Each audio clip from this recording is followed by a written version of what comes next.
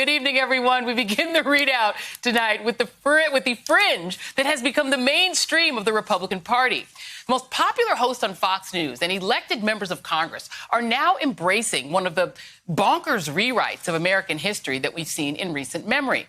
And as per usual, it centers on the events of January 6th, when an undeniably pro-Trump mob stormed the U.S. Capitol in an effort to overturn his election loss. First, Republicans tried to blame Antifa.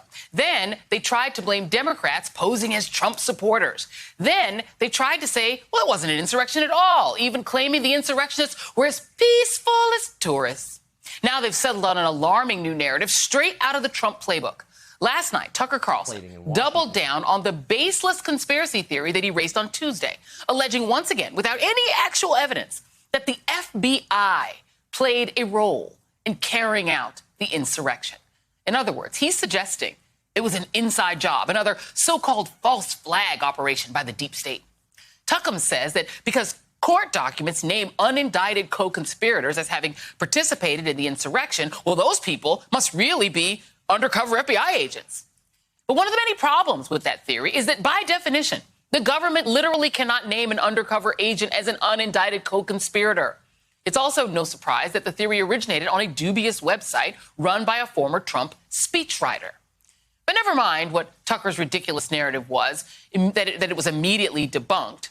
Republicans are not letting the facts stand in their way. Just as they did during the Russia probe, they're embracing this deep state conspiracy theory in a new effort to deflect blame from their dear leader, the former president. That is why we saw Marjorie Taylor Greene and Matt Gaetz baselessly accusing FBI operatives for the insurrection this week. And yesterday, Congressman Louis Gohmert of Texas said this on the House floor. There are some major questions that need to be answered because we don't like to see government agents stirring up trouble or find that there are criminal acts that would not likely have occurred had not the federal government been participating. So Republicans are clearly trying to make the FBI the enemy. And that might not be a coincidence, given that the FBI is the agency investigating the actual people responsible for the insurrection. In fact, NBC obtained a transcript of an FBI interview with an alleged Capitol insurrectionist. And it shows that agents not only asked about his possible connections to right-wing groups like the Proud Boys, the Three Percenters, or the Oath Keepers. Notably, they also asked whether the defendant had any potential connections to members of Congress as well. And presumably that line of questioning is not unique to that particular defendant, which might be putting some Republican lawmakers on edge. In fact, the defendant in that FBI interview happens to be the retired New York police officer and former Marine Thomas Webster, who's accused of doing this to a Capitol police officer.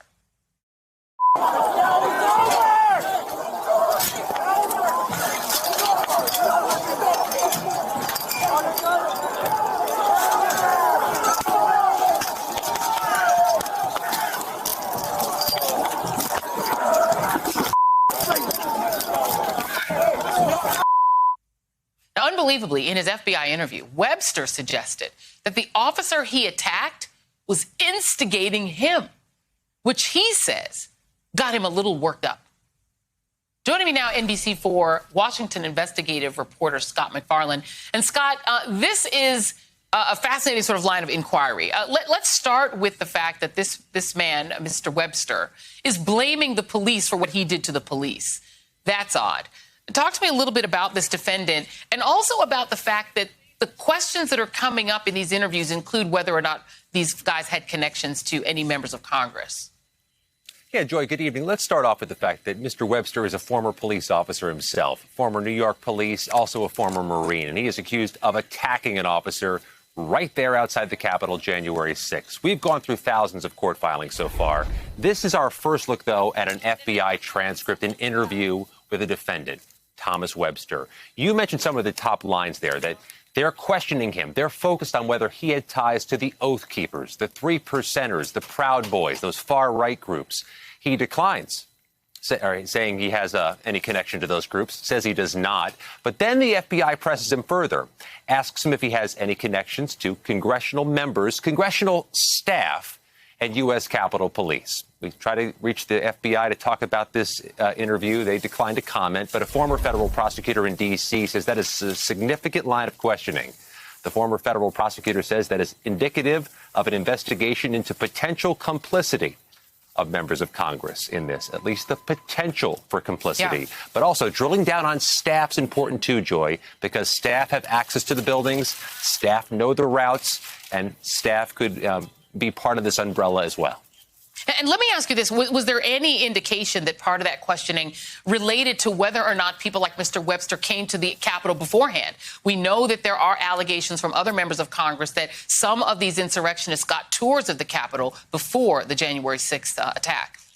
I would expect this questioning is happening for multiple defendants. I don't see that reflected in this transcript. But also, this is a defendant who told the FBI he doesn't know anybody in Congress, doesn't know staff, doesn't know Capitol Police. In fact, he calls himself apolitical, says he hasn't been to Washington in decades.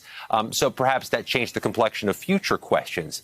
But it's striking to me how often they go back to asking about far-right groups.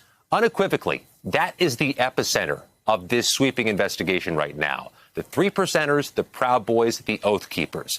Multiple defendants charged together. That's different. That happens with the far-right groups. And the most severe charges, conspiracy, assault on officers. Only some cases include that charge. But all the far-right groups do, Joy.